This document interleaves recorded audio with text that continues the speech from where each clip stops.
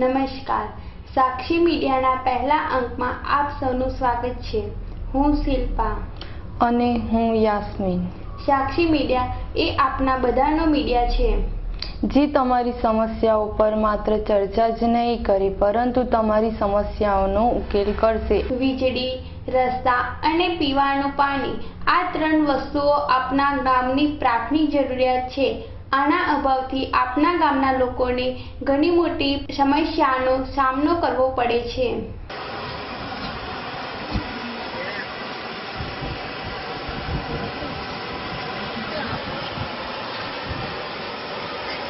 આ કોતરની નાળાનો પાણીનો પ્રશ્ન છે। નાળું જે ચલ્યું છે અને ચલ્યું હોવાથી તૂટી જાય છે વારંવાર, એટલે વાહન વ્યવહાર બંધ થઈ જાય છે।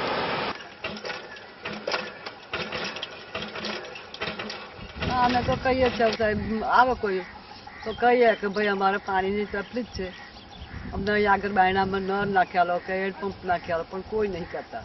ગામના સરપંચ નહીં કઈ થાક્યા। 5-10 વર્ષથી આ ચોથીનું કામ ચાલુ છે, અને એનું કોઈ પૂર્ણતિ થઈ નહીં, અને આ કેટલા ખર્ચે બંધાઈ છે। સરકારશ્રીને કંઈક કહેવામાં આવ્યું છે કે 8-10 લાખના ખર્ચે બંધાઈ છે, પણ અત્યાર સુધી એ શુભાના ગોઠિયા તરીકે કામ થયું છે અને પાણીનું કોઈ પણ ચાલુ થયું નથી।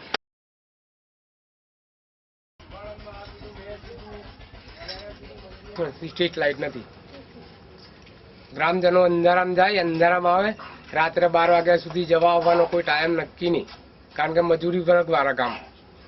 મારે મીટર છે પણ લાઇટ આવતું નથી, દીવો સળગાઈને અમે રહીએ છીએ।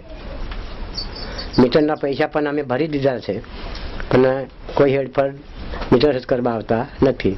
સાક્ષી મીડિયાની ટીમે જ્યારે આવા ગામોમાં ફરી ગામ લોકો સાથે વાતચીત કરી, ત્યારે તેમને પડતી તકલીફો સામે આવી। ત્યારબાદ સમસ્યાઓ અંગે અમે લોકોએ લાગતા વળગતા અધિકારીઓનો સંપર્ક કર્યો।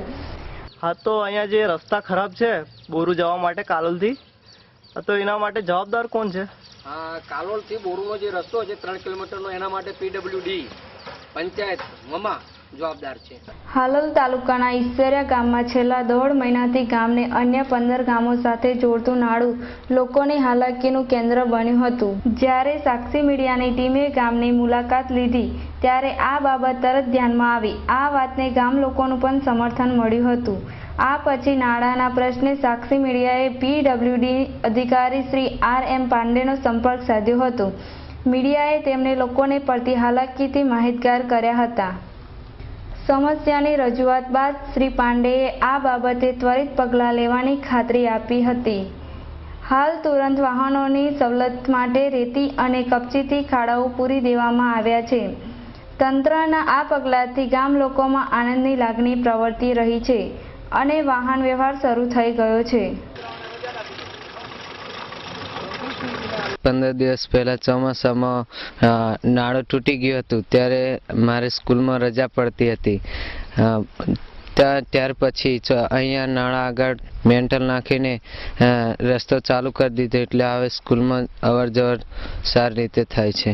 જાગૃતિની આ શરૂઆત માત્ર છે। સાક્ષી મીડિયા પોતાનાથી બનતી કોશિશ કરી રહી છે, પરંતુ આપની સમસ્યાઓ માટે આપ આ ફોન નંબર અને સરનામા પર જે તે અધિકારીશ્રીનો સંપર્ક કરી શકો છો। પાણી પુરવઠા માટે તાલુકા પંચાયતનો સંપર્ક કરવો।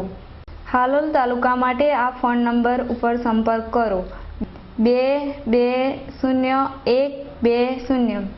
વીજળીની સમસ્યા માટે આ વિભાગનો સંપર્ક કરવો। હાલોલ અને ઘોઘંબા તાલુકા માટે આ ફોન નંબર પર સંપર્ક કરો 573104 અને 220114।